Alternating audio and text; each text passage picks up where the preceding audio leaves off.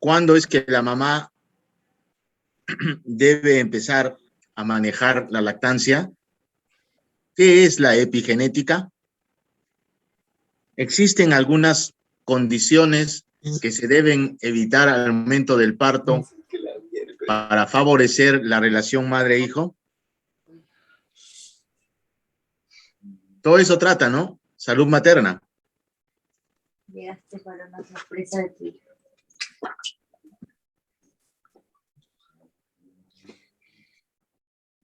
Incluso Eso no valía.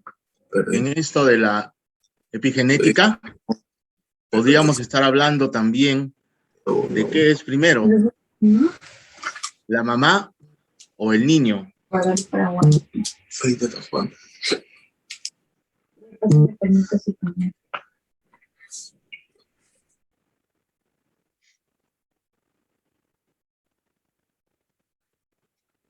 Hombres, contesten.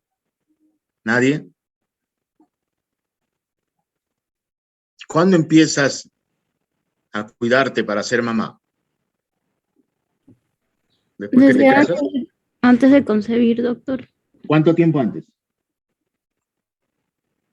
Si es posible, toda la vida, ¿no? Para que siempre tus óvulos estén saludables y Sí, porque óptimas. una madre alcohólica o una mujer alcohólica, drogadicta, tabaquera, imagínate pues, la responsabilidad que tienen ustedes de tener un niño saludable es el universo entero. En un chispazo, ustedes dan a luz al Mesías. Entonces, ese regalo es inefable. La causalidad está más allá de lo evidente. Ustedes tienen una responsabilidad con toda la humanidad y de repente y tal vez con el mundo y el universo entero. 2 años antes debes prepararte y eliminar todo lo que sea vicioso. No me estoy refiriendo al tabaco, el alcohol, la droga, que ya es obvio. Me estoy refiriendo a las comidas viciosas, a los azúcares inútiles, a la vida sedentaria, a los objetivos sin objetivo, sin meta. Porque si no tienes una meta, ¿qué meta le vas a enseñar a tu hijo? ¿Cómo le vas a decir? Porque si no sabes a dónde vas a ir, tal vez al final de tu vida llegues a donde empezaste y ningún otro lugar. Y eso, todo eso lo va a ver tu hijo. Y ustedes saben sobre los niños cómo nacen. ¿Cuándo es que el niño tiene la posibilidad de ser genio? Porque todos tienen ese don, ¿eh? Tenemos un cerebro de 100.000 millones de neuronas que trabajan. Sí, díganme, cualquier opinión me ayudaría. Ángela, dime.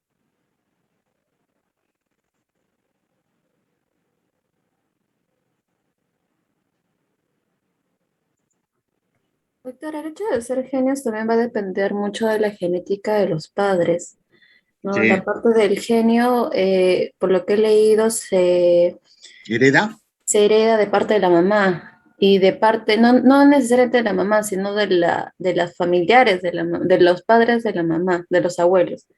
Entonces, y es más, algunas enfermedades de generación, que saltan una generación, por ejemplo, las enfermedades que ha padecido la mamá, la abuela sería, también repercute, hay que saber, ¿no? qué enfermedades ha padecido la abuela, porque puede ser que ese hijo también tenga esas mismas enfermedades. Entonces, en la parte genética es muy importante. Sí. ¿Qué dicen los hombres? ¿Solo la mamá? ¿Solo los familiares de la madre? Por eso es que genéticamente el cronosoma mitocondrial es fundamental. La primera Eva nos marcó. ¿Tiene razón?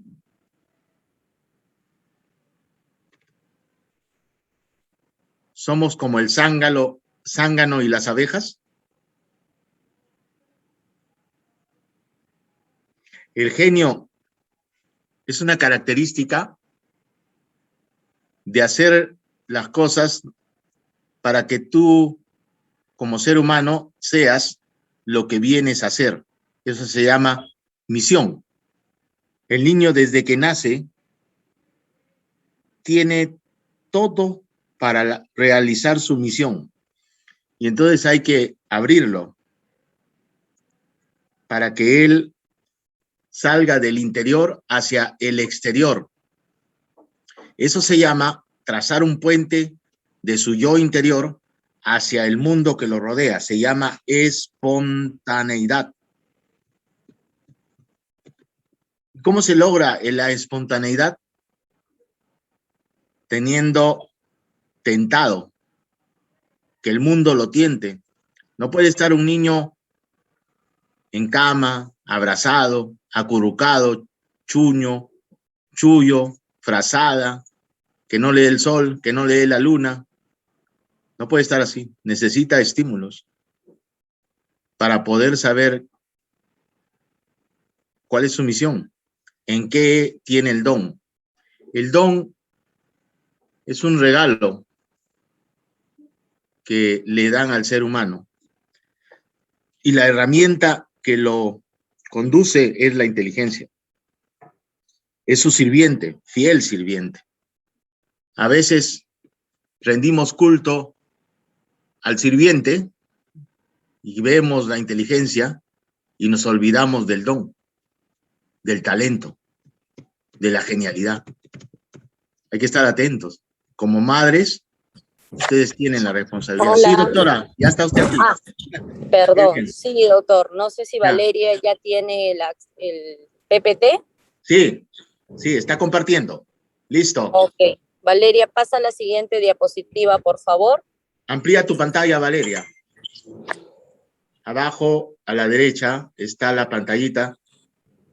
Para Sí, que la doctor. Deme un segundo para configurarlo porque tiene los audios de la doctora y si no van a estar sonando toda la clase.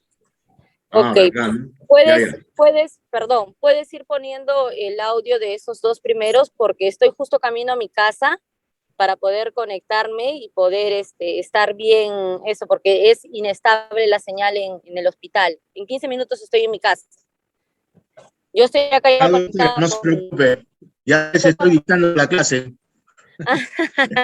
No, doctor, el problema es que sí estoy acá, sino que No, se vamos va a caer el compartir, audio en cualquier vitamita, momento. fe. Ah. No se preocupe, doctora, la estamos esperando. Ok, yo estoy cerca a mi casa, Está bien, no se vaya a chocar. Sí, estoy acá, entonces Sí. yo estoy acá, estoy Tranquila. escuchando. Ok, Valeria, colócalo por favor desde un inicio. Ahí para empezar con la epidemiología. En la segunda diapositiva, por favor. Ahí, perfecto. Puedes ir colocándolo, yo estoy acá escuchando mientras llego a casa. A veces estos problemas, yo consideré que sí podía conectarme en el hospital, pero veo que no. Así que mejor ya voy a mi casa. Justo estaba de salida. Disculpen, ustedes entenderán los que hacemos turnos, guardias, médicos, tenemos estos temas Doctora, casi siempre. una vez más se disculpe, me va a hacer llorar. Ya, doctor. Ponle este F5, Valeria, para que se vaya escuchando, por favor, mientras yo estoy llegando a casa y ahí me conecto inmediatamente. Listo. Y ahora sí.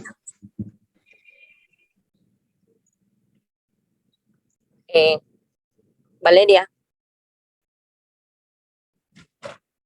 No se escucha, doctora. No se escucha el audio. Bueno, lo vamos narrando así, ¿está bien? Yo estoy acá manejando, estoy tranquila, puedo ir conectada. Ponlo Okay. en grande. Yo ya llego a mi casa o me paro por acá para dictarles la teoría. Ok, ponlo en F5, por favor.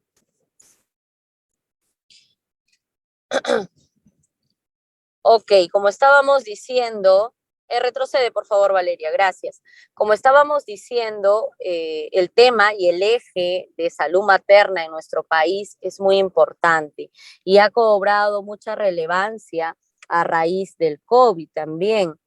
Eh, Así que en estos ejes temáticos lo que queremos que ustedes como estudiantes de medicina, futuros médicos en nuestro país, los que hacemos grupo conmigo, siempre les digo esto, ¿no? Que la idea de este curso de salud pública y planeamiento estratégico que también lo ha establecido la universidad para que ustedes logren las competencias necesarias cuando hagan su serum como médicos generales, puedan conocer toda la estrategia sanitaria que tiene el ministerio en cada eje o en cada edad según edad por etapa de vida, ¿no? Ya hemos estado viendo en la infancia y en la niñez, hemos visto en los adolescentes, los adultos, y ahora vemos en salud materna, ¿no? Entonces nos preocupamos por ello. Entonces los subtemas a desarrollar que vamos a tener ahora, primero es para que ustedes sepan el estado situacional e intervenciones sanitarias, mortalidad y morbilidad materna, cuál es la estadística, COVID y gestación, control prenatal y parto con enfoque de riesgo, fecundidad y anticoncepción, nutrición en la gestante, gestación e interculturalidad, estrategias sanitarias para la atención integral de la mujer. Siguiente, por favor. Una antes. Ok, primero la salud de la mujer cobra relevancia porque tenemos 3 etapas básicas y muy importantes en los que se ven la mayoría de morbimortalidad materna y morbimortalidad de la mujer. Y estos son 3 pilares básicos, que es durante el embarazo, en el parto y en el puerperio. ¿Alguien de ustedes sabe por qué estas 3 etapas son básicas en lo que respecta a salud de la mujer y por qué la morbimortalidad es elevada en estas etapas? ¿Alguien de ustedes me puede responder? Chicos.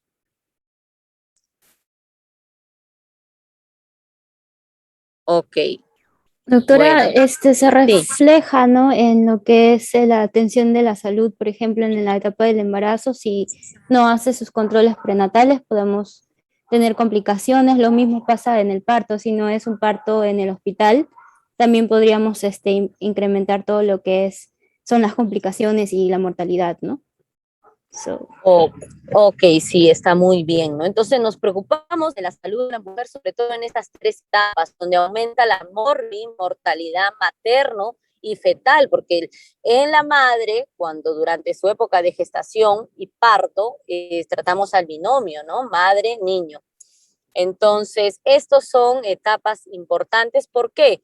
Porque la primera causa de mortalidad materna a nivel de Latinoamérica y sobre todo a nivel de nuestro país es la hemorragia posparto, ¿no? En otros países, por ejemplo, en Europa, en Estados Unidos, la primera causa de mortalidad materna son los estados hipertensivos del embarazo, porque ya pudieron manejar estas condiciones o estas enfermedades que presentan un riesgo de hemorragia posparto, encabezando la atonía uterina, ¿no? Entonces, nosotros todavía en Latinoamérica estamos trabajando en ello. Y abarca esta salud materna dimensiones, tanto como la planificación familiar, preconcepción, control prenatal y cuidados postparto. Y lo que busca estas estrategias sanitarias que abarcan en cada periodo de vida es disminuir la morbimortalidad materna. Ok, siguiente, por favor. Entonces, tenemos acá el estado situacional e intervenciones sanitarias que se han ido desarrollando a lo largo del tiempo, así como también las estrategias que se pretenden realizar para llegar a metas establecidas. Siguiente. Entonces, el objetivo en la estrategia mundial para la salud de la mujer, el niño y adolescente son 3 objetivos principales. Sobrevivir, que quiere decir poner fin a la mortalidad prevenible, estamos hablando acá de las atonías uterinas, hemorragias pospartos. Prosperar, garantizar la salud y el bienestar en la madre hasta hablando del eje temático materno, ¿no? Y transformar, ampliando los entornos propicios. Ahorita vamos a hablar de las casas de espera, ¿no? En nuestro país, que es parte de una estrategia sanitaria para disminuir estos casos de morbimortalidad materna. Siguiente, por favor.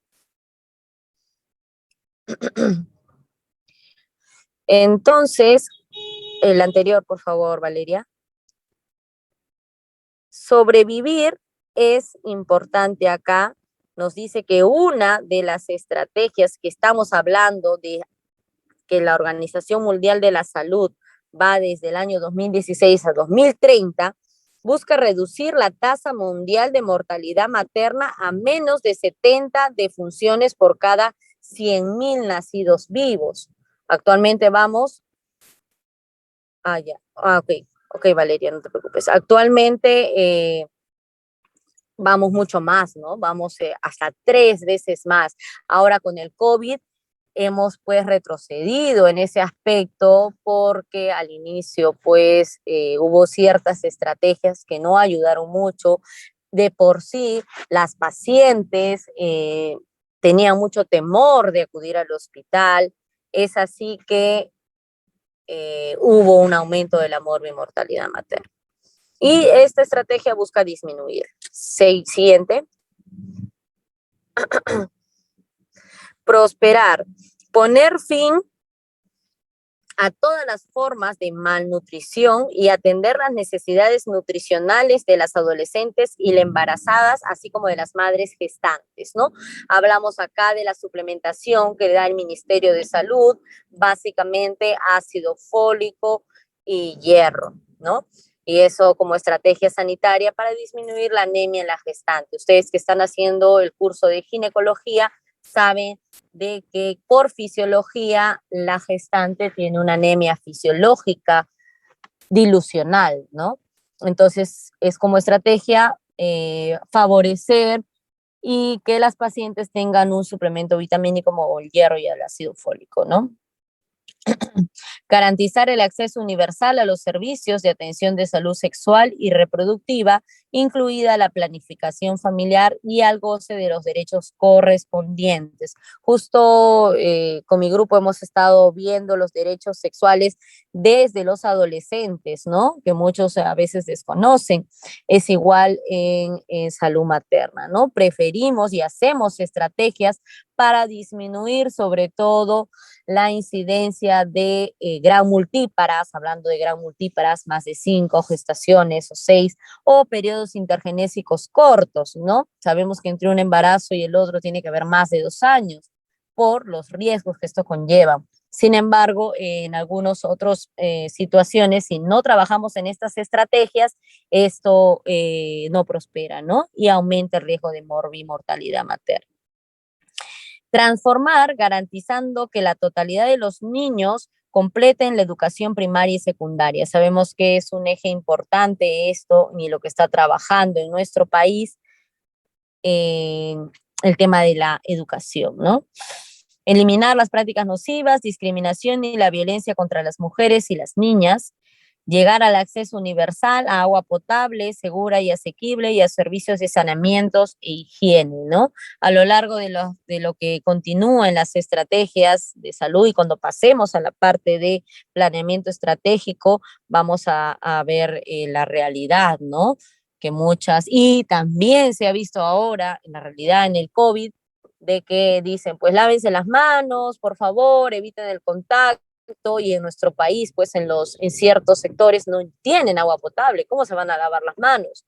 No tienen una vivienda saludable, ¿cómo van a hacer el hacinamiento, la distancia social, ¿no? Entonces muchos ejes se han visto involucrados y se han expuesto ahora a raíz de la pandemia. Siguiente, por favor. Entonces ya vamos a hablar de la morbimortalidad materna. Siguiente. Muerte materna. Estos conceptos tienen que quedar claros y establecidos en ustedes, ¿ya? Vamos a ver qué es la muerte materna. Es la muerte de una mujer mientras está embarazada o dentro de los 42 días posteriores a la terminación del embarazo. justo lo que cuando termina la etapa del puerperio, ¿no? Sabemos que hay el puerperio inmediato y el inmediato, ¿no? Cuando termina este puerperio mediato, que son las 6 semanas posparto, si se produjera una muerte materna, una muerte, así ya haya dado a luz, ya han pasado 6 semanas, se considera una muerte materna. Pero ahora, sin embargo, hay que distinguir dos tipos, ¿no? La muerte materna directa, que es el resultado de la complicación de embarazo, el parto y el puerperio, y dijimos que las causas básicas sobre todo se producen durante el parto y el puerperio inmediato, ¿no? Atonía. A ver, alguien de ustedes, vamos a ver los que están conectados, vamos a preguntarle a Glenda Barrantes, ¿me escucha? Glenda. Sí. Sí, Glenda, ¿me escuchas? A ver. Bueno, no está Glenda. ¿Alguien de ustedes conoce algún factor de riesgo para que la paciente pueda incrementar el riesgo de hemorragia y atonía posparto? ¿Cuáles serían uno de los principales? ¿Alguno de los oyentes quiere ser voluntario?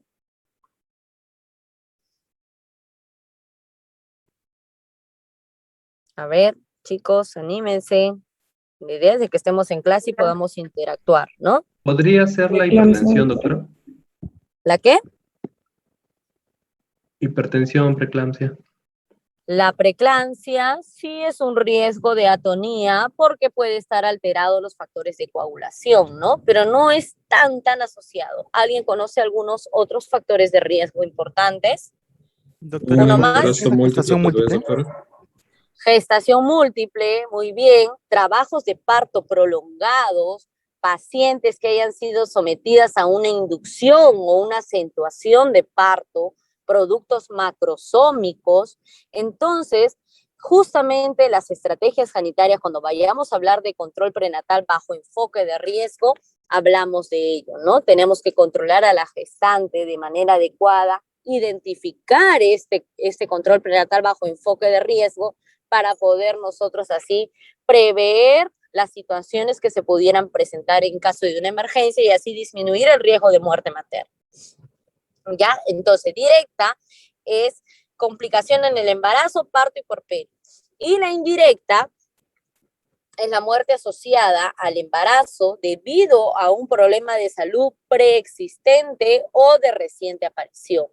Por ejemplo, tenemos pacientes cardiópatas que tienen una estenosis mitral y salen gestando, pacientes con una aplasia medular severa y salen gestando, ¿no? Y eso complica su gestación. Ahora, la muerte no se da por una complicación o por una hemorragia posparto directa, que es la causa más frecuente, sino por las enfermedades concomitantes.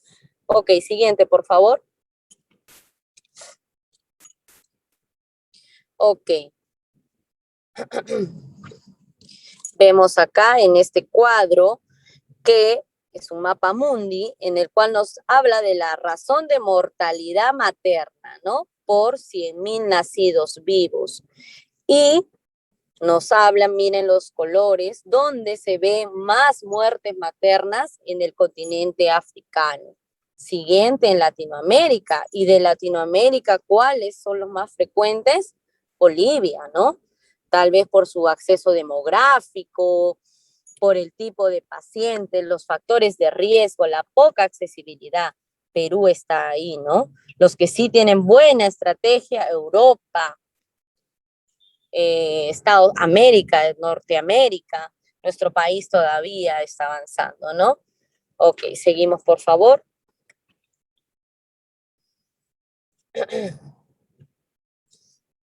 A ver. Aquí tenemos un cuadro donde hablan de la razón de mortalidad por 100.000 nacidos vivos. Dale clic, por favor. No, la anterior. Regresa. Ok, bueno, acá nos dice que en Perú tenemos la razón de muerte materna es de aproximadamente 68 por 100.000 nacidos vivos. comparándonos con Cuba, que tiene 39, Chile 22, Brasil 44, Ecuador 64. Para la tasa de población que nosotros tenemos, estos 68 es elevado, ¿no? Es significativo. En Bolivia, miren, son 3 a 4 veces más. Y en Canadá, miren, por 100.000 nacidos vivos, 7, Estados Unidos 14, ¿no? Entonces, ellos ya han logrado superar esta razón de muerte materna en lo que respecta a hemorragias postparto, que en Latinoamérica es la primera causa de muerte. Dijimos que en ellos es preeclampsia, estados hipertensivos de la gestación. Siguiente. Siguiente, por favor. Siguiente. Entonces, la anterior. Entonces, miren, en nuestro país, hasta el año 2020, hemos sido, si bien es cierto, todavía tenemos una prevalencia estadísticamente significativa, pero gracias a las estrategias sanitarias, esto ha ido disminuyendo considerablemente. Entonces, íbamos por un buen camino, ¿cierto? Ahora con el COVID se ha visto que ha incrementado, ¿no? Y justamente les digo, por ello, por el tema de que las pacientes, pues, al inicio tenían mucho temor de acceder a los establecimientos de salud. El MINSA en un inicio, y es algo que se le cuestiona hasta ahora, ¿no? Que cerró los primeros centros de niveles de atención, pero eso ya son políticas de Estado, ¿no? Entonces hubo también un aumento, solamente quedaron abiertos los hospitales nivel 2 o 3, luego poco a poco se han ido abriendo y hemos dicho, y lo decimos en todos los seminarios, que el primer contacto que tiene el paciente es con los centros de primer nivel de atención y es por ello que es importante esto. Siguiente, por favor. Ok, vemos acá un porcentaje entonces de muerte materna directa, indirecta y incidental, ¿no? En el seminario que nos vayamos a juntar, el seminario número 5, justo vamos a hablar de este tema. Necesitamos que ustedes tengan mucha importancia, sepan reconocer las demoras que causan las muertes maternas, ¿no? Entonces, la muerte materna en el año 2020 se redujo a 51.6%, indirecta al 41%. Entonces siguen predominando, pese a las estrategias, las muertes maternas directas. Siguiente, por favor.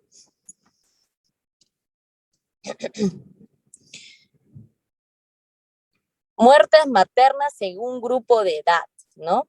Y hasta la semana 40 de 2020 que hemos tenido las publicaciones, el grosso mayor de muertes maternas se da entre los 20 y 35 años, ¿no? Donde la paciente pues es más fértil y tiende a tener más hijos. Entonces, a mayor proporción, mayor muerte materna. Siguiente. Ok, ¿cuáles son los departamentos que están más, tienen más porcentajes de muerte materna? Tenemos acá a la cabeza Lima. ¿Por qué? Porque es una ciudad donde hay muchas gestantes, pero también no porque no tenga buenas estrategias, sino porque es una ciudad donde están los hospitales más emblemáticos y grandes de nuestro país y llegan pues pacientes de todo sitio de nuestro país a resolver sus enfermedades concomitantes, ¿no? Por eso Lima encabeza las causas de muerte, porcentaje de muerte materna. Seguidamente vemos acá de Piura, sobre todo la sierra de nuestro país, Huancabamba, Canchaque, Curilcas, en Piura, segundo puesto, ¿no? Y tercer puesto, Loreto. Esos son los 3 departamentos en nuestro país donde hay más incidencia de muerte materna. Siguiente, por favor. Ya lo explicamos por qué. Y tenemos que las pacientes, según datos sociodemográficos, las pacientes que tienen nivel educativo primaria y secundaria, solamente ahí, más no estudios universitarios o estudios superiores, ya sea técnicos, son las que encabezan las causas de muerte materna. ¿A qué creen que se pueda deber esto? A ver, alguno de ustedes. ¿Por qué primaria y secundaria tiene más muerte materna que los universitarios? A ver, Valeria. Sí, doctora, probablemente justamente como usted estaba mencionando que la multiparidad estaba relacionada con la atonía uterina, o los mayores tipos de complicaciones están relacionadas con la atonía uterina, pues vemos que las personas que tienen más hijos son justamente las personas que tienen un menor nivel educativo o viven más alejados de la ciudad, porque como justamente comentábamos en el seminario, los hijos para las personas en las zonas rurales son prácticamente mano de obra para las familias, ¿no? O sea, aportan a las familias económicamente y probablemente esa es la causa de la relación. Ok, sí, un muy buen punto, ¿no? Lastimosamente falta trabajar, falta no porque no hay estrategias sanitarias, sabemos que la planificación familiar, cuando vayamos al seminario de salud materna, está muy diseminada por el Estado, hay mucha promoción, pero ¿qué sucede? Hay mucha desinformación por la misma ignorancia, ¿no? Primaria, secundaria, no sé si ustedes habrán escuchado cuando han ido al hospital. Las pacientes tienen mucho temor a utilizar un método anticonceptivo, dice que se va a volver loca, que si le liga las trompas puede empezar la menopausia temprana, etcétera. Y son muchos mitos, sobre todo en las zonas altoandinas y en pacientes pues que no han tenido de repente estudios superiores que han podido prevalecer ello y por eso no utilizan un buen método anticonceptivo, ¿no? Sobre todo en esas zonas. Entonces, la falta de información y de ignorancia hace que pase todo esto. Siguiente, por favor. Ay, no llego a mi casa, qué horror. Ya. Siguiente. Entonces, ya lo dijimos hace un momento, las primeras causas de muerte materna directa, las hemorragias, con un casi 35%, trastornos hipertensivos con un 12.3%, y las causas indirectas, hablamos de enfermedades cerebrovasculares, enfermedades del sistema nervioso, enfermedades infecciosas, parásitos o neoplasias que se presentaran durante el embarazo. Entonces, las directas siguen prevaleciendo, miren, 60%, ¿no? Sobre el 40%. Siguiente, por favor.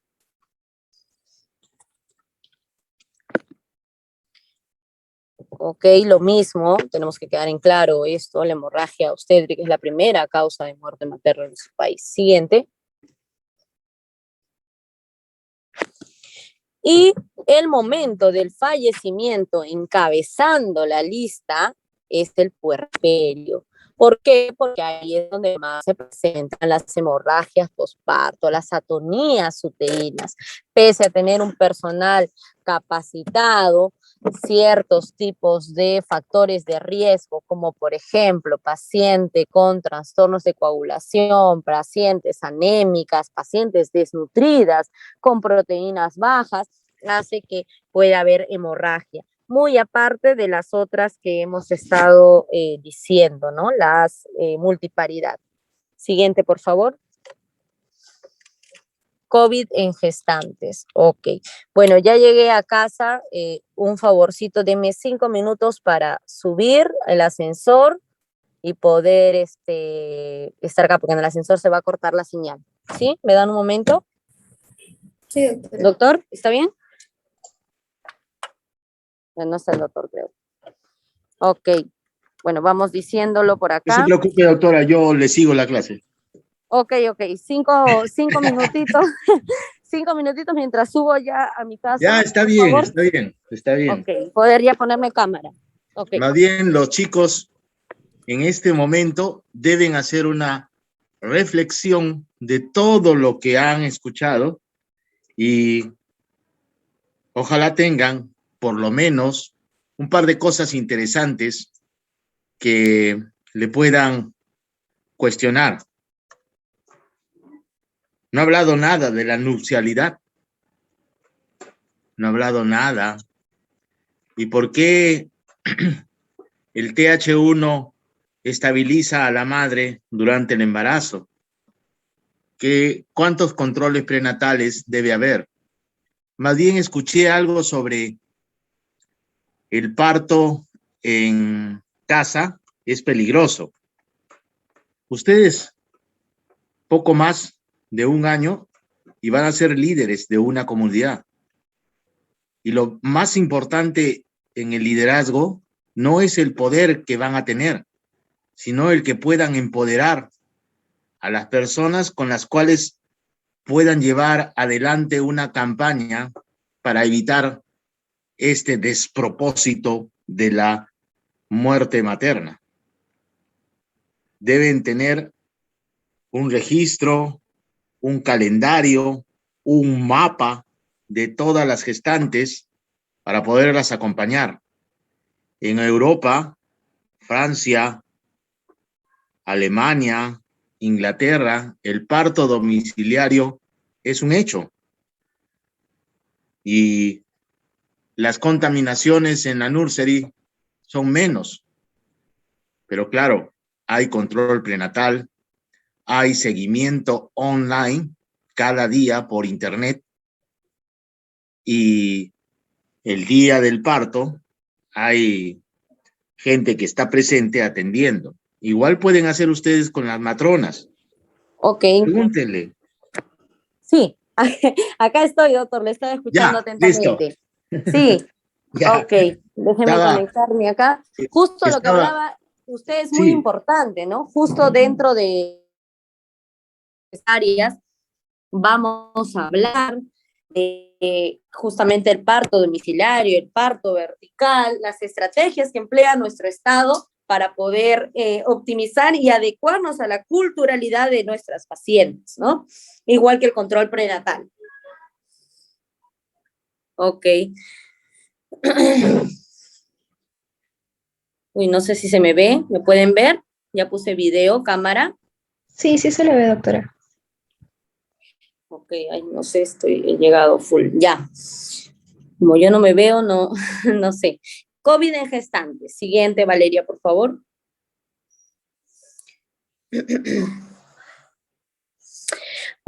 Entonces, tenemos un análisis preliminar de los factores de riesgo y mortalidad por COVID-19 en Perú, ¿no?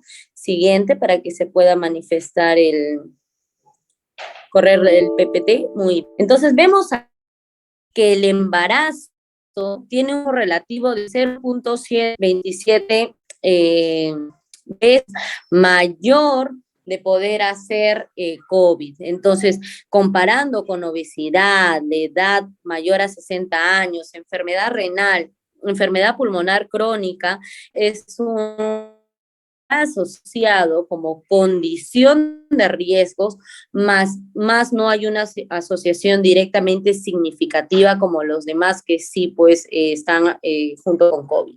Siguiente. Entonces, siguiente, por favor. El embarazo, siguiente. Anterior, eso, gracias. El embarazo tiene muchos cambios inmunológicos y estructurales. Estos cambios inmunológicos y estructurales hace predisponente a las infecciones virales, como cuáles, por ejemplo, en la fisiología respiratoria, ¿no? Hay un aumento de la capacidad residual de la gestante por el mismo tema de la elevación del diafragma.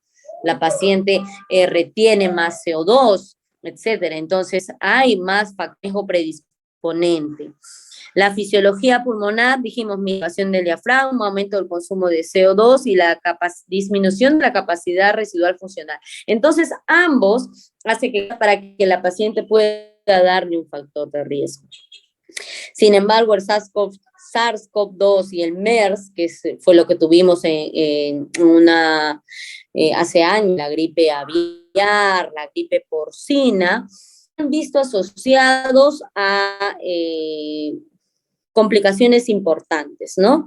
Y se ve la asociación de COVID en parto pretérmino, abortos, RCU, más admisión a UCI y ventilación mecánica en pacientes gestantes que se infectan por COVID. No es que por sí la gestación sea un factor de riesgo, pero cuando confluye entre gestación y paciente que se infecta de COVID, si la paciente en un 20% puede llegar con neumonía COVID. Un 80% la pasa asintomática.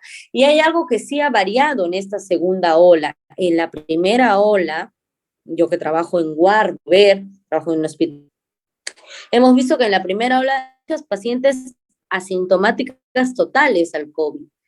Pero en la segunda ola, que ya empezó enero, febrero de este año, lamentablemente pacientes ya llegaban con neumonía, pacientes bien complicados. Hemos tenido aumento de muertes maternas asociadas a COVID. Entonces esta segunda ola ha golpeado más fuerte en las gestantes. Veremos la tercera ola cómo será. Siguiente.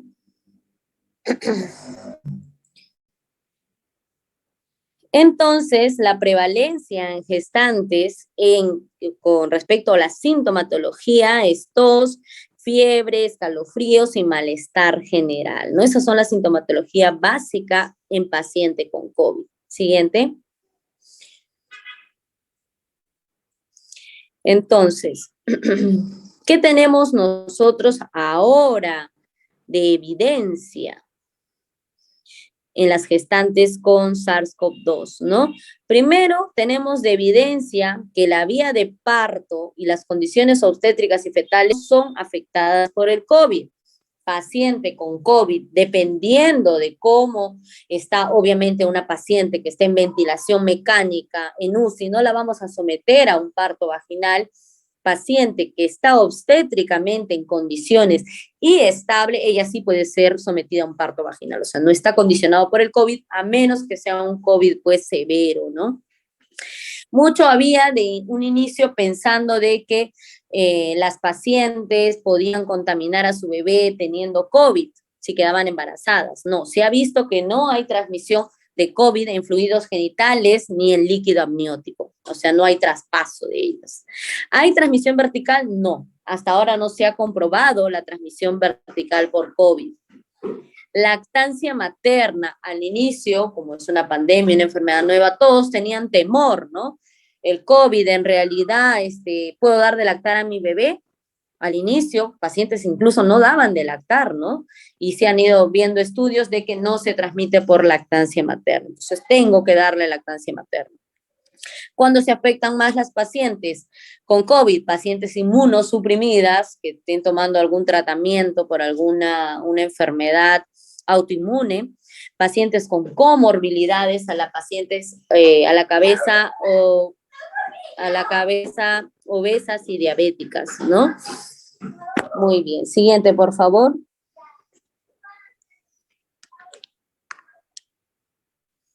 Ok.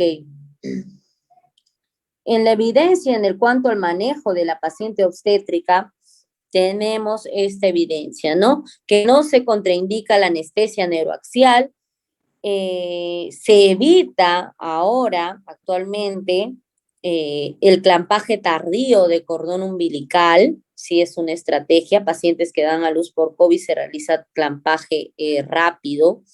No evitar dar AINES en el posparto, ¿ya? Se ha visto que los AINES, pues, en la paciente con COVID, moderado a severo, puede perjudicarla. Recién nacidos de madres con COVID, a las 24 horas debemos hacerle al recién nacido una prueba, ¿no? PCR a las pacientes con COVID, a los bebés de las pacientes con COVID. Y el único fármaco antiviral que se ha visto prometedor y que ya se ha estado utilizando y que no se ha informado ninguna tasa fetal en mujeres embarazadas es el Remdesivir. Después no se ha visto ningún otro fármaco que pueda utilizarse, ¿no? Ahora, como estrategia última, tenemos que a partir de las semanas ya se está promoviendo la vacunación en gestantes para prevención del COVID, ¿no? Siguiente, por favor. En gestantes que son diagnosticadas con neumonía por SARS-CoV-2 y enfermedad severa, se ha visto un aumento de parto prematuro y un aumento de la tasa de cesáreas, porque obviamente, como les dije, no podemos inducir o fomentar el parto vaginal en una paciente con mucha dificultad para respirar o que esté con cánula de flujo o intubada. Siguiente. Entonces, ya viendo esta casuística importante, vamos a empezar a separar este control prenatal, ¿no? Siguiente, el control prenatal que hacemos es un control prenatal bajo enfoque de riesgo. ¿Qué quiere decir esto? Que yo identifico, tengo que tener la capacidad como médico general, como estudiante de último año de medicina, como médico cirujista, identificar a la paciente bajo los riesgos que ella manifieste. ¿Cuáles son los riesgos a la cabeza? Paciente obesa, paciente con parto prematuro anterior, paciente con gran multiparidad, paciente con bebés macrosómicos, paciente con alguna comorbilidad. Y bajo este enfoque de riesgo, yo voy a ir controlando a mi paciente. Siguiente. Obviamente que si yo identifico a una paciente con muchos factores de riesgo y hay ciertas patologías que no se pueden manejar en el primer nivel de atención, tendremos que hacer la derivación oportuna. Y el contacto regular con los servicios de salud durante el embarazo protegerá a su salud y la de su hijo. Eso es lo que tienen que entender las pacientes, ¿no? Tener una adherencia. Y si la paciente, como se dice, no va a la montaña, Mahoma, la paciente no va a la montaña va a Mahoma. Entonces, ¿qué tiene que hacer como personal de salud estratégico? Hacer las visitas domiciliarias. Gestantes que no están siguiendo un seguimiento de su control prenatal. Siguiente, por favor. Siguiente, por favor. Ok, acá tenemos, siguiente, por favor.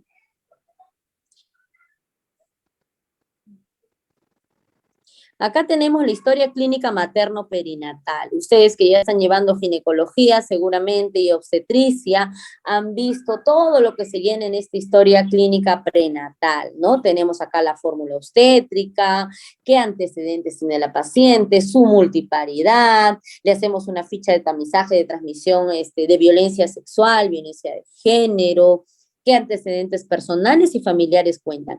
Y ahí vamos nosotros identificando los factores de riesgo en las pacientes para hacer un control prenatal bajo enfoque de riesgo. Siguiente.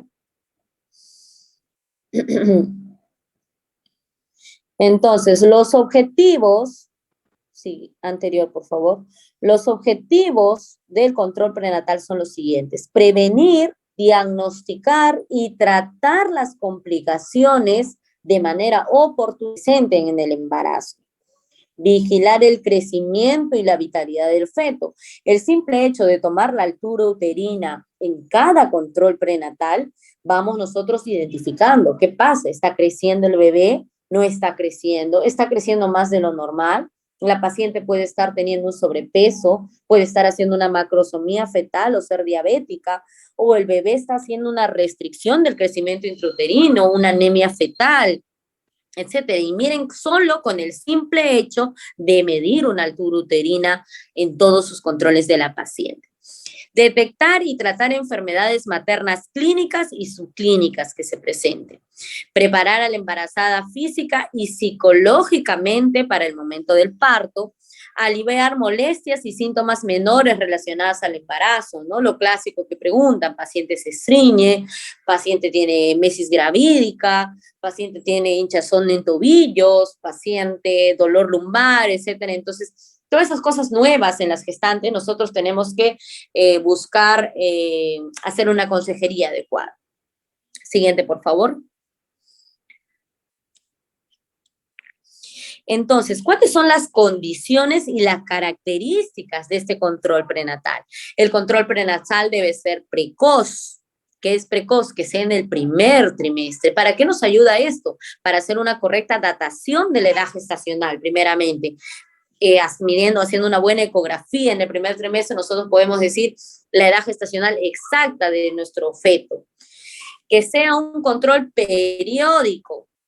La frecuencia de acuerdo primero al riesgo, ¿no? Siendo 5 mínimamente en controles en pacientes de bajo riesgo, ¿no? Obviamente, si tengo una paciente con lupus, con enfermedad renal, mi control será mucho más frecuente, ¿no? Pero ¿qué es lo normal? que el control prenatal sea mensual hasta las 28 semanas, que a partir de las 28 a las 37 semanas sea quincenal y semanal a partir de las 37 semanas. Entonces decimos que una gestante está controlada cuando mínimamente tiene 13 controles prenatales. O sea, con 13, perdón, máximo 13 controles prenatales, yo digo, mi paciente está controlada. Cuando hablamos mínimo controles prenatales, 5. Ahora, en pandemia, obviamente, esto ha cambiado, ¿no? Estamos hablando de telemedicina y que la paciente va y mínimamente tiene que tener 4 controles prenatales. En el seminario van a leer ustedes la norma técnica, cómo han cambiado los controles prenatales durante esta pandemia, ¿ya? Entonces, el completo cumplimiento de ese control prenatal asegura la eficiencia y oportunidad de tratamiento. Ampliar la cobertura, lo ideal es que el 100% de nuestras gestantes estén controladas para disminuir los riesgos de mortalidad perinatal. Siguiente.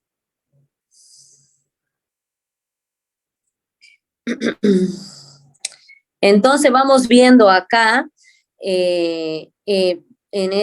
según la ENDES, ¿ya? Cómo han ido mejorando los controles prenatales de las pacientes, ¿no? A lo largo del tiempo, ¿no? La proporción, dice acá, de gestantes que recibieron su primer control prenatal en el primer trimestre de gestación se incrementó en un 6.5 puntos porcentuales. Entonces, mientras más precoz sea el control prenatal, yo voy a identificar mejor mis factores de riesgo. Y no solamente para datar la edad gestacional, que les digo, sino que también en los primeros controles prenatales yo voy a pedir una ecografía.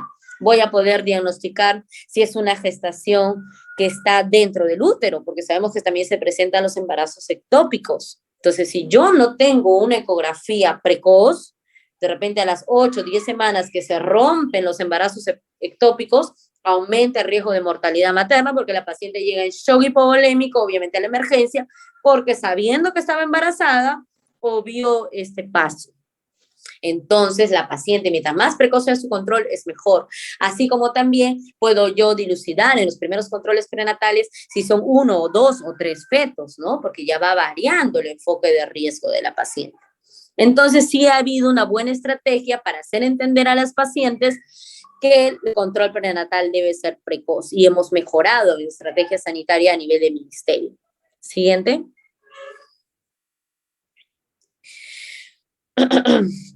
Entonces, entender que el enfoque de riesgo va de que no todos los individuos tienen las mismas posibilidades de enfermarse y morir. Yo tengo que identificar este factor de riesgo, ¿ya? Individuos con alto riesgo los voy a derivar a una atención especializada.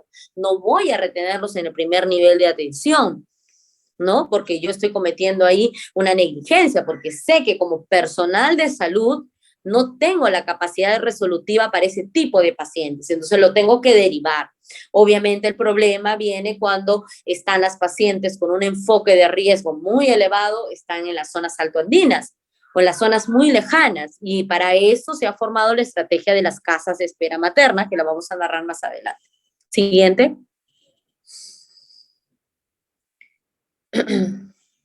Disculpen que ya no me conecte a mi computadora, que ya estoy acá, pues, volver a conectarme, desconectarme. Entonces, gracias más bien a Valeria que nos está ayudando ahora, ¿no?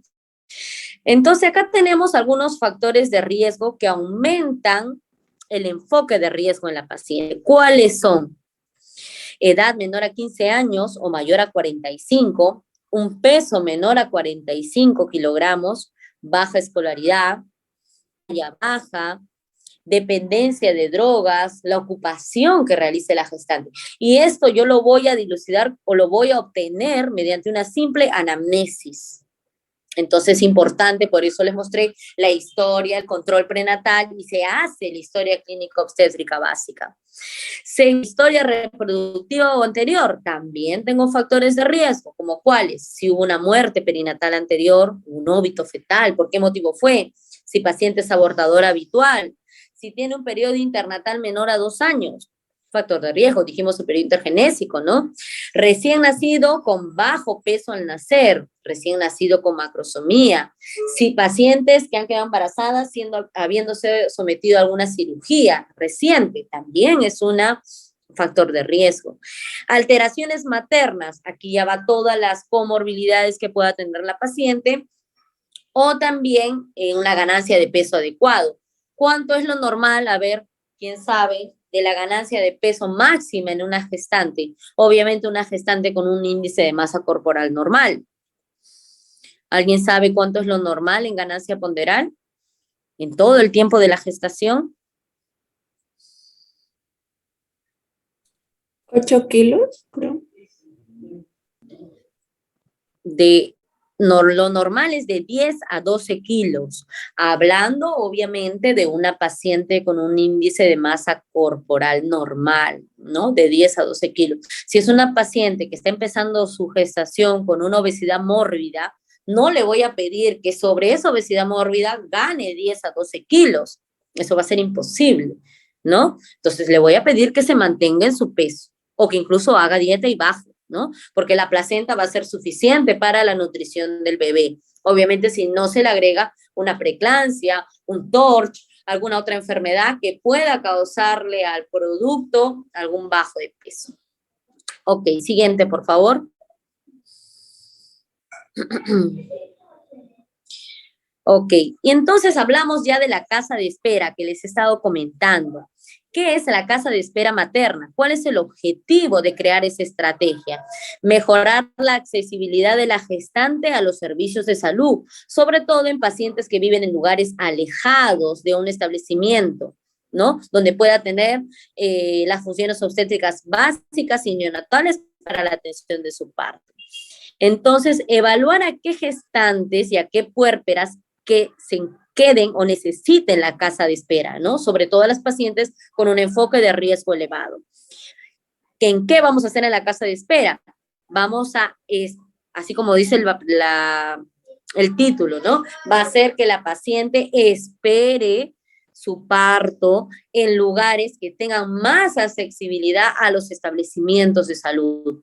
Ojo que estamos hablando de pacientes con bajo enfoque de riesgo, ¿no? Como mencionaba el doctor, pacientes que estén pues de las óptimas condiciones y que por su interculturalidad no quieran acceder, nosotros tenemos que ir, ¿no? Y proporcionarle la ayuda adecuada. Siguiente, por favor. Acá vamos a ver unos gráficos de las casas de espera. Miren, esta es una casa de espera y hay un documento técnico de las casas de espera materna, ¿no? En la casa de espera generalmente está la mamá, o sea, la gestante, puede estar su pareja o incluso sus hijos. Y el Estado tiene la responsabilidad de darles un alojamiento, cama, alimentación, para disminuir la morbimortalidad materno-perinatal. Siguiente. Entonces, los pueblitos más alejados se han establecido estas casas de espera. Siguiente, por favor. Ok, gracias. Y vamos a hablar un poco acerca de la atención del parto institucional y cuáles son las funciones de estos en las pacientes, ¿no? ¿Cuál es la función primero de la gestante, de la familia y de la comunidad? Cuando hay una gestante en nuestra comunidad, debe tener también ella deberes, ¿no? Y para eso tenemos que educarla. ¿Cuáles son los deberes de ella? Que tiene que reconocer los signos de alarma e identificar las posibles complicaciones. Obviamente para esto nosotros hicimos las sesiones educativas, ¿no? Acudir o comunicar al establecimiento de salud el inicio de la labor de parto. Obviamente si no va a ir al establecimiento de salud, comunicar para nosotros ir a acceder y poder atender su parto. Coordinar con la comunidad su participación para el apoyo ante posibles complicaciones, ¿no? De repente se está presentando una hemorragia posparto y estoy en un parto domiciliario y no puedo llevar a la gestante. Entonces, el agente comunitario de repente se puede proveer de un camión, de algún lugar donde pueda trasladar a mi paciente. Entonces, ¿cuál es la función del establecimiento de salud? Hacer un mapeo de estas pacientes y ponerse en todos los escenarios, ¿no? Como que todo puede salir muy bien la paciente se quede en su casa con su hijo, con su familia, o como que voy a necesitar trasladarla. Obviamente también hemos disminuido esta morbimortalidad de hemorragias obstétricas comparado a otros años porque hemos hecho un mapeo exitoso. Pese a todas las dificultades que hay en el ministerio, se está logrando, ¿no? En años pasados, en los siglos pasados, las pacientes se morían dando a luz, ya sea por un parto obstruido o por una hemorragia. Y quedaba ahí, ¿no? No había. Ahora, sin embargo, cuando hay una muerte materna, yo pertenezco al Comité de Muerte Materna del Hospital 2 de Mayo, por ejemplo, y hacemos toda una discusión de todas las demoras que hubo, que ya lo van a ver ustedes en el seminario, primera demora, segunda, tercera y cuarta, en qué momento se dio esa demora en la atención o en qué momento se dio la demora en el diagnóstico. Y en realidad se arma un comité y este comité se informa a la DIRIS. Y esto sabe el Ministerio de Salud. Entonces una muerte materna es en realidad para estadísticas, indicadores de cualquier centro de salud y cualquier ámbito hospitalario es atroz, ¿no? Entonces cuando sucede es porque no están funcionando bien las cosas. ¿Y cuáles son las funciones del establecimiento de salud? Contar con la infraestructura adecuada y nivel para la atención de parto. La atención no debe estar condicionada si la paciente porta o no porta el carnet perinatal o el DNI. En muchos casos dicen, no, pero no tiene su carnet, no se ha controlado. Entonces vaya y traiga su carnet y ahí recién lo va a atender. Eso, ojo, no se puede hacer. La paciente, no, que mi DNI me lo robaron en ese trámite. Ah, entonces no puede sacar su historia porque no tiene su DNI. Falso, no. Toda paciente tiene derecho y el deber, el centro de salud del establecimiento, de poder atenderla, ¿no? Y el parto normal, lo ideal es que sea atendido por un profesional calificado, ¿no? Dice, en ausencia de profesionales del primer nivel, cuando estamos hablando de médicos, el parto podría ser atendido por la enfermera, otro profesional de salud capacitado, hablando de la obstetriz, ¿no? Entonces, si hay médico en la posta, la función o la responsabilidad es del médico, por si acaso. Les aviso a ustedes que van a hacer sus serums. Siguiente, por favor. Ok. Del personal de salud, ya esto lo hemos dicho, poder identificar, poder dar las sesiones educativas para que la gestante pueda acudir con toda la confianza. Y ojo, capacitarse. Ahorita vamos a ver lo del parto vertical y de la interculturalidad de este parto. Siguiente.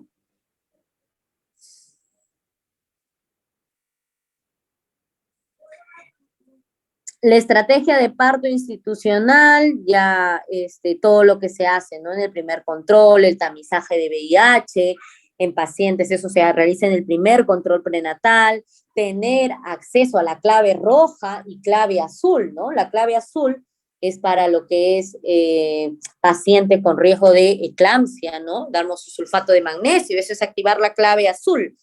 Cuando yo digo activen la clave roja, y todas estas claves tienen que conocerlas ustedes, clave roja, paciente con hemorragia, todos vienen, banco de sangre, anestesiología, si estamos en una institución, ¿no?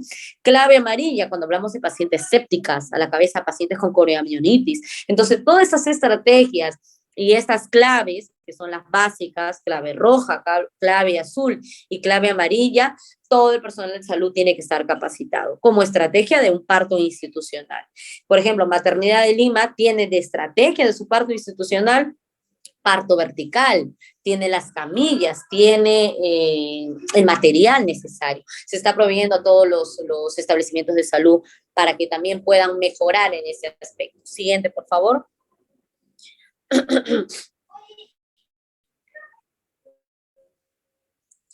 Y estrategias en el puerperio, obviamente que dijimos que el puerperio es la primera causa, en la etapa donde más se dan las hemorragias postparto, debemos atender a la paciente. Lo normal, según la norma técnica, es que toda paciente postparto vaginal se quede hospitalizada 24 horas en una institución. ¿Por qué? Porque en las primeras 24 horas, que es el puerperio inmediato, se provocan el 90% de las hemorragias postparto. Obviamente las 2 primeras horas son los picos más altos, pero la paciente tiene que estar y tenemos que estar capacitadas para reconocer, ¿no? Así como todas estas que hemos hecho. Perdónenme un momentito, están haciendo mucha bulla. Un ratito. Eduardo, baja el volumen. Ya, perdonen, chicos. Siguiente, por favor. Gajes de hacer Zoom en casa, ¿no? Ya, fecundidad y anticoncepción, otro eje temático muy importante. Siguiente, por favor. Entonces, para esto nosotros en la salud reproductiva tenemos funciones y procesos, ¿no? Primero, ¿cuál es el objetivo de estas pacientes? Es que tengan la capacidad de disfrutar de una vida sexual satisfactoria, sin riesgos de procrear y la libertad de decidir hacerlo o no, cuándo y con qué frecuencia, ¿no? Y esto debe proveer el Estado para que las pacientes puedan sentirse libres de ellos. El hombre como la mujer tiene derecho a estar informado y a tener acceso a todos los servicios y métodos de regulación de la fertilidad. Que estos sean seguros y eficaces. Una adecuada asistencia profesional a la mujer embarazada que permita un parto seguro y garantice el nacimiento de hijos sanos sin discapacidad. Estas son todas las funciones de la salud reproductiva. Siguiente, por favor.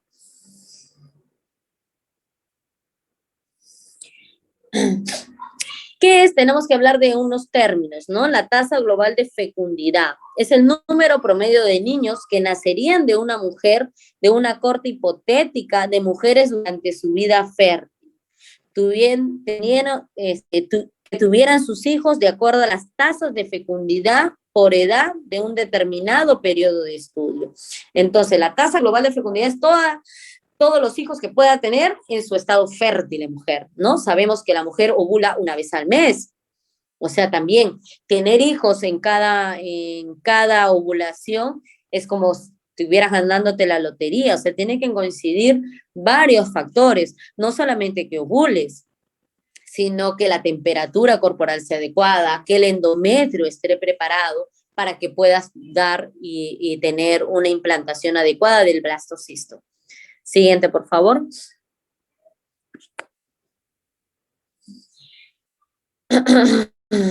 Entonces, la tasa de fecundidad, vamos a ver acá un cuadro, cuál es la tasa de fecundidad global, la urbana y la rural, ¿no?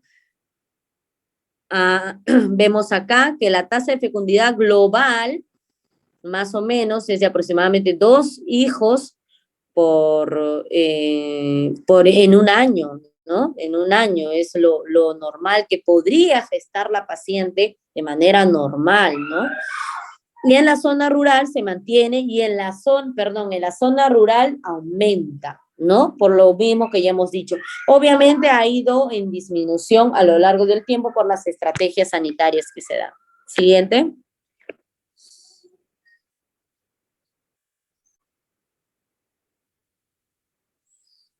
Y vemos acá la evolución en nuestro país de la tasa global de fecundidad, ¿no? Y lo que se espera llegar en el 2050. Miren cómo ha ido desde el año 1950 hasta 6 hijos por mujer en época reproductiva y ha ido bajando. En el año 2000 hubo un corte que disminuyó bastante, ¿no?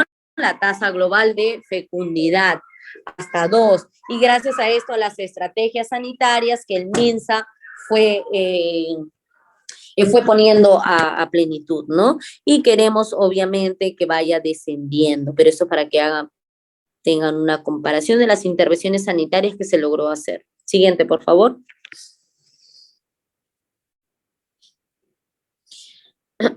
Aquí vemos nacidos vivos de madres de 15 a 19 años de edad del año 2000 al 2014, ¿no? Vemos acá el porcentaje también que han ido naciendo en pacientes que son consideradas como factores de riesgo, ¿no? Nacidos vivos de estas gestantes. Entonces, hay un problema álgido en fecundidad en adolescentes. Justo lo hemos visto en el eje temático pasado en el grupo, ¿no? Los adolescentes. ¿Por qué ha aumentado la tasa de fecundidad en estas? Pese a de que pueden estar informadas, pero no, a veces el temor, el desconocimiento hace que sigan pues teniendo hijos a temprana edad, ¿no? Siendo un factor de riesgo importante. Siguiente, por favor. Y vemos, obviamente, que esta gestación es mucho mayor en la población rural que en la urbana. Gestantes adolescentes en la población rural es hasta el doble, ¿no? De proporción, porque ya sabemos, falta de acceso a información, en el sector rural hay mucha violencia sexual, lastimosamente son indicadores de que nosotros conocemos y que poco a poco pues tenemos que ir trabajando con ello, ¿no? La multiparidad. Siguiente, por favor.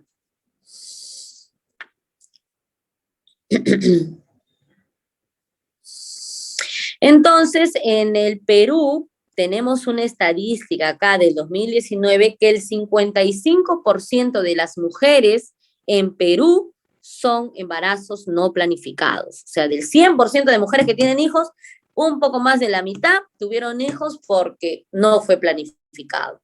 O sea, porque no tuvo un método anticonceptivo, no usó de la manera adecuada, no tuvo acceso, etcétera. Pero el ministerio da a todas las pacientes, provee de anticonceptivos. Y la mujer pues tiene derecho a tener la educación y elegir qué método anticonceptivo es el que tiene que usar. Como hablamos en un inicio, muchas de ellas tienen temor por mitos, ¿no? Cuando en realidad no es esto cierto, ¿no? Entonces falta muchas sesiones educativas. Abogo a ustedes que cuando sean serumistas o ya de médicos generales, y después de hacer su serum, sigan motivando a las pacientes, a sus pacientes, a ser usuarias de métodos, ¿no? Que no se dejen llevar por lo que dijo la vecina, o sutano, o fulano, ¿no? O qué es lo que dicen las pacientes.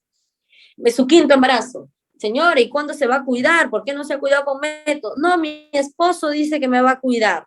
También el machismo entra mucho. Son muchos, en realidad, cosas que debemos mejorar y va partiendo y van a ayudarnos ustedes, ¿no? Como futuros profesionales de la salud. Siguiente.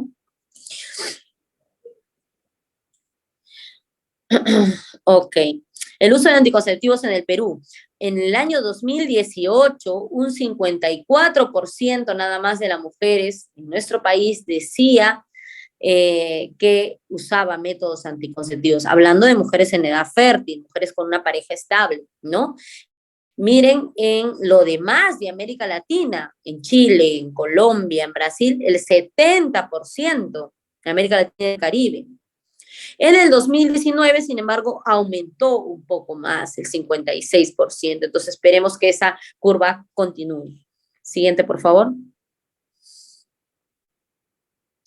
Ok.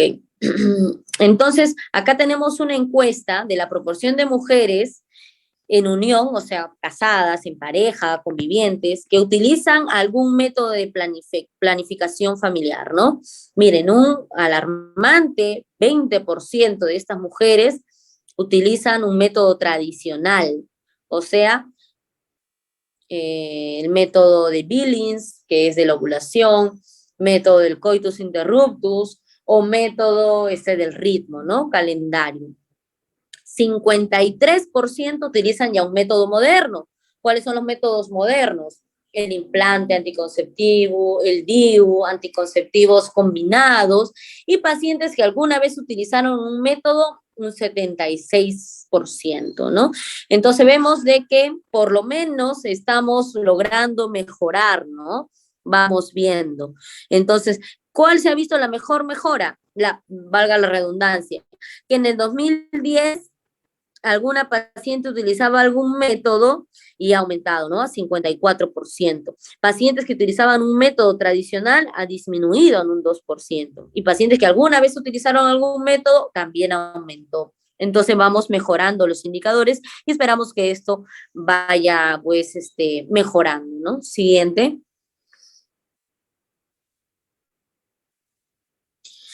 Y vemos acá, obviamente, que en la población urbana, a lo largo del tiempo, siempre va a la cabeza que la población rural, ¿no? Sin embargo, sí hemos visto un crecimiento importante. En la población rural, en los años 90, el 15% nada más de mujeres con pareja utilizaban método.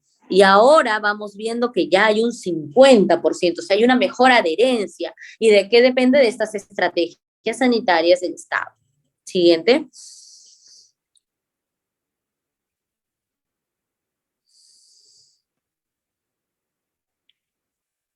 Siguiente.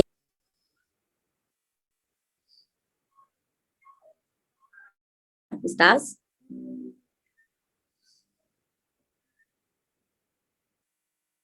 Ok, disculpa, Valeria. Anterior, por favor.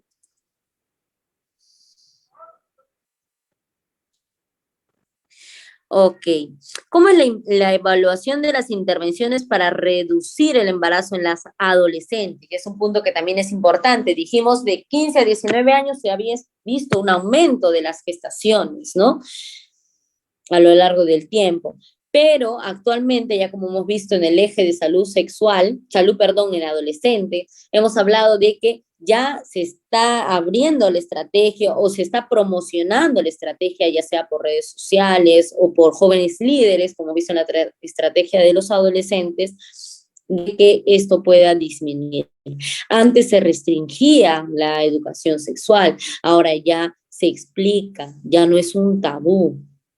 Antes había una falta de acceso, orientación a consejería. Hemos visto que en los adolescentes, según el eje temático, que ya a partir de 14 años ya se les puede proveer de un método anticonceptivo. Lo han hablado ustedes cuando han visto el eje de salud en el adolescente. Y antes los adolescentes pues no tenían el acceso a los métodos anticonceptivos. Había muchas barreras legales, ¿no? O sea, que no, que tienes que venir con un mayor de edad o que tienes que venir con tu papá. Ahora ya hemos dicho que no es necesario, ¿no? Eso lo hemos hablado en los ejes de adolescentes. Siguiente.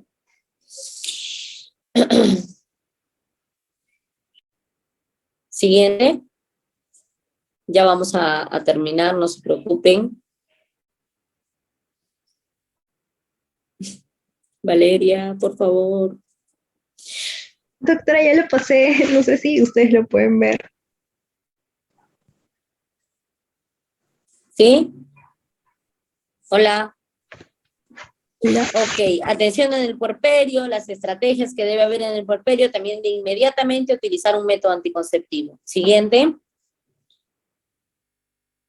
Para ya ir terminando. No sé cuántas diapositivas faltan. Valeria, ¿estás conectada? No tengo mi computadora. Ok, que las pacientes tienen derecho a ser usuarias. Siguiente. Se les debe hablar. ¿Están con una clase ahora, chicos? ¿Sí? Valeria, ¿tienen alguna clase? Yo no tengo ninguna clase, no sé si los chicos tendrán alguna clase. ¿Cómo? Yo, No, te escuché cortado. que yo no tengo ninguna clase, doctora, no sé si alguno de los compañeros tendrá clase. Ah, ya, ok. El siguiente, por favor, nutrición en la gestante, anemia y desnutrición. Hablamos rápidamente, nada más, que los objetivos siguientes, por favor, es asegurar que la paciente tenga un bebé en óptimas condiciones, que la paciente no baje de peso, y hemos dicho que debe ser de 10 a 12 kilos. Siguiente, por favor. Y evitar que la paciente haga obesidad, ¿no? Obesidad. Ok, los suplementos de ácido fólico, calcio, hierro, vitamina C y proteínas deben ser promovidos en nuestras pacientes. Siguiente, por favor. Y vemos de que siempre hay un mayor porcentaje de pacientes gestantes adolescentes con anemia. Y es por eso que dentro del eje de la salud adolescente hablamos de que se debe promover también la suplementación de ácido fólico y hierro. Siguiente. La situación de anemia en nuestro país es el 45% de gestantes y se debe prescribir el ácido fólico hasta la semana 13, luego pasar a hierro a partir de la semana 13 hasta el puerperio, o sea, hasta el mes siguiente. Siguiente, por favor.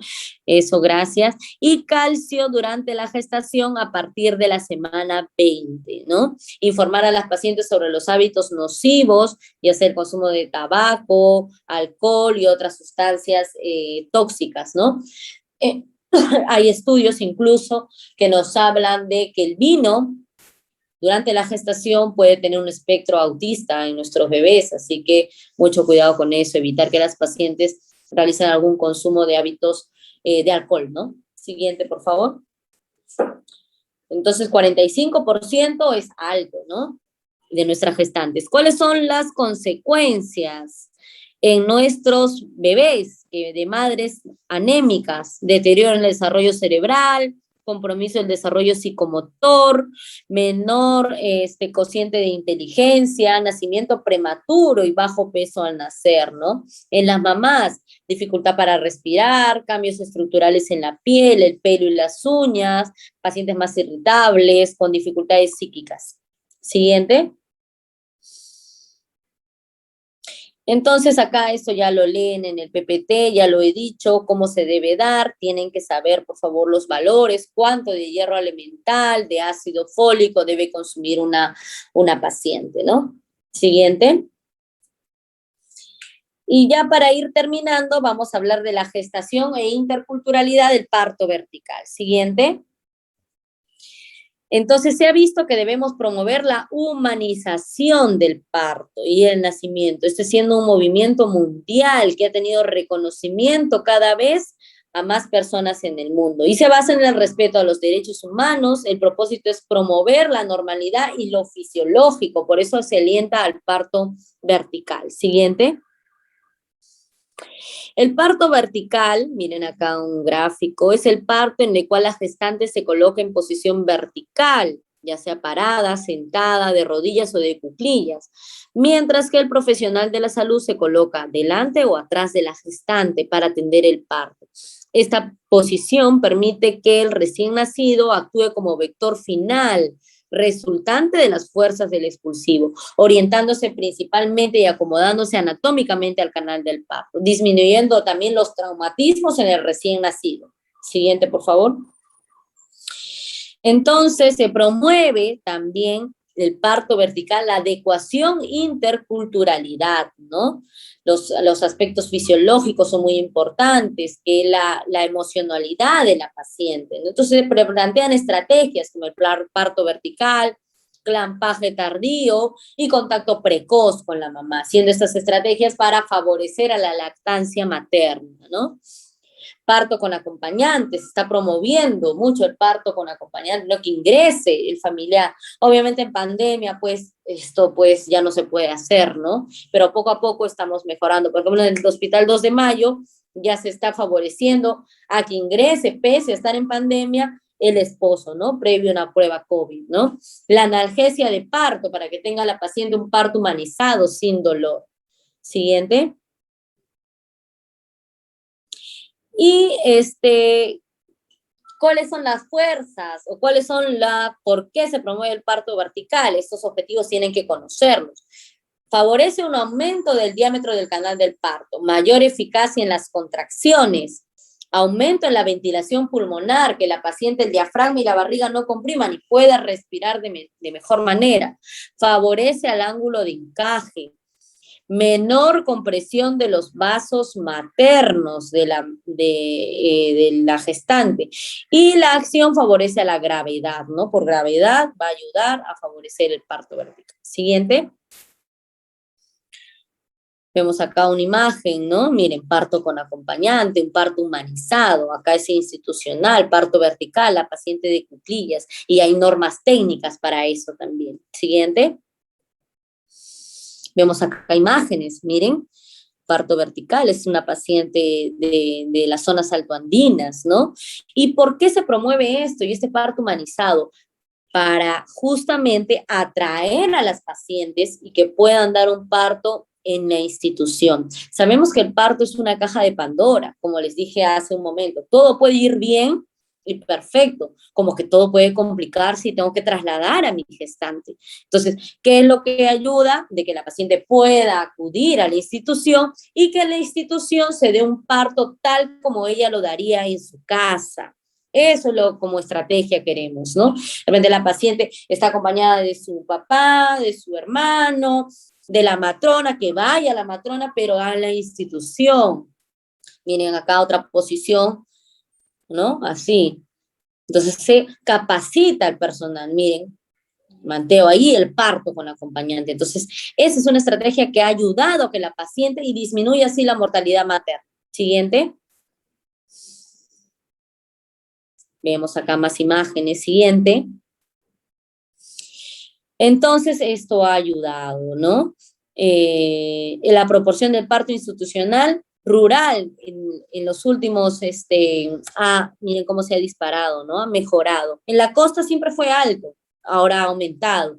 En la sierra rural, eso es lo que nos ayuda, en la selva rural y sierra rural, ¿no? Que antes era el 60%, ahora está llegando incluso en la sierra hasta el 84%, gracias a la casa de espera, gracias al parto humanizado, parto vertical, al parto aceptando la cultura de la paciente. En la selva igualmente, y ha ido mejorando a lo largo del tiempo. Siguiente. Y vemos acá, es algo muy importante, que también el personal de salud tiene que estar capacitado con con las hierbas utilizadas en el parto y posparto, ¿no? Muchas de las pacientes vienen y dicen, yo tomo mi perejil o mi albahaca para poder dilatar. Vamos, la paciente, el personal tiene que estar capacitado para qué sirve ello, ¿no? Por ejemplo, la albahaca sirve para la dilatación, la manzanilla en el puerperio ayuda como un antieséptico, el perejil también ayuda a la dilatación. Entonces, la paciente, el personal tiene que estar capacitado para poder conversar con la paciente de esta interculturalidad que ella presenta. Siguiente.